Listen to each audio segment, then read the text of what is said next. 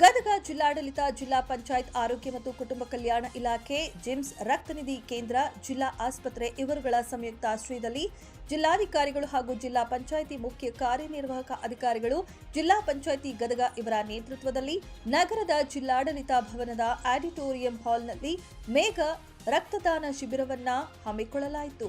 ಈ ವೇಳೆ ಜಿಲ್ಲಾಧಿಕಾರಿ ಸಿಎನ್ ಶ್ರೀಧರ್ ಅವರು ಮಾತನಾಡಿ, ರಕ್ತದಾನವು ಅಮೂಲ್ಯ ದಾನವಾಗಿದೆ. ರಕ್ತದಾನ ಮಾಡುವುದರಿಂದ ಒಂದು ಜೀವ ಉಳಿಸಬಹುದು ಹಾಗೂ ಅನೇಕ ಆರೋಗ್ಯ ಸಮಸ್ಯೆಗಳಿಗೆ ಚಿಕಿತ್ಸೆ ನೀಡಲು ಸಹಾಯಕವಾಗುತ್ತದೆ ಎಂದು ತಿಳಿಸಿದರು. ಈ ವೇಳೆ ಅನೇಕ ರಕ್ತದಾನಿಗಳು ದಾನ ಮಾಡುವ ಮೂಲಕ ಮತ್ತೊಂದು ಜೀವಕ್ಕೆ ಜೀವವನ್ನ ನೀಡುವ ಪುಣ್ಯದಲ್ಲಿ ಪಾತ್ರರಾದರು.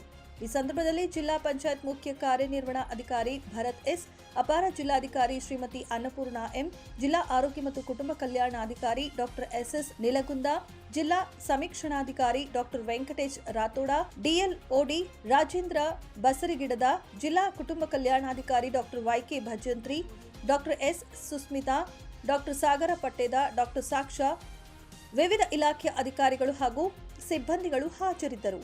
Odachappa Tigari, 9 live news, Gadag.